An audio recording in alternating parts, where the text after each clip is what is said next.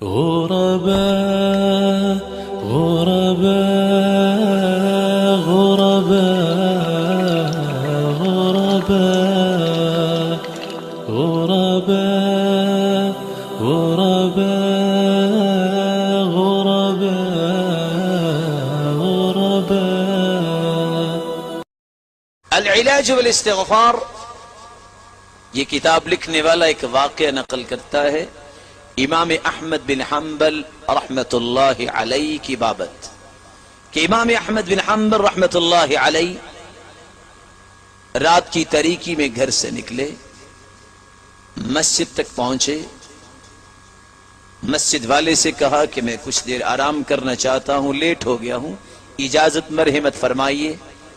لیکن حارث نگران نے کہا نہیں، ہم آپ کو لیٹنے نہیں دیں گے۔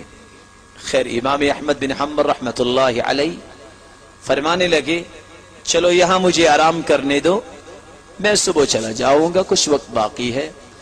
ابھی یہ گفتگو جاری تھی کہ ایک ہوٹل والا، روٹی بنانے والا وہاں سے گزر رہا ہے، کہنے لگا اس مہمان کو میرا مہمان بنا دو۔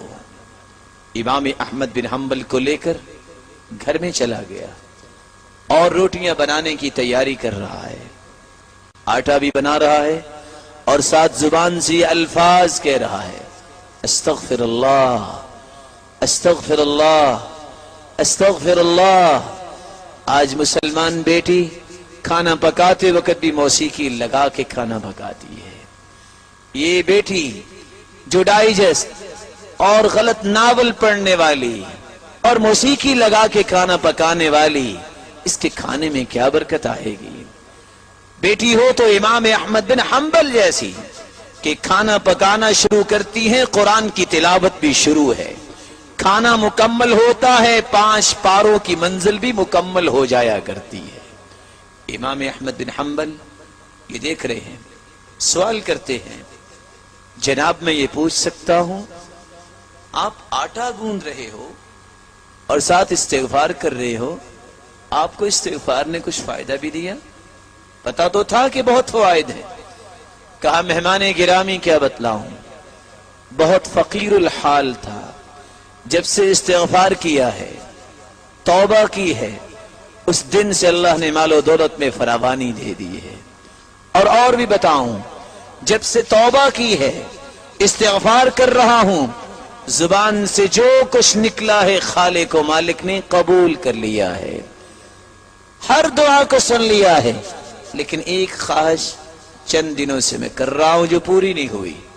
امام احمد بن حنبل رحمت اللہ علیہ پوچھتے ہیں بھائی وہ کون سی خواہش پوری نہیں ہوئی؟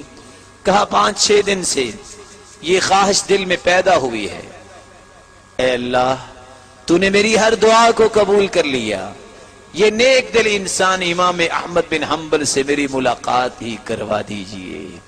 کہا وہ تو میں ہی ہوں، وَقَدْ جُرِرْتُ إِلَيْكَ جَرًّا، میں گھر سے جب نکلا تو مجھے محسوس ہو رہا تھا کہ کوئی تیرے لیے ہی مجھے گھر سے کھینچ کر لا رہا تھا۔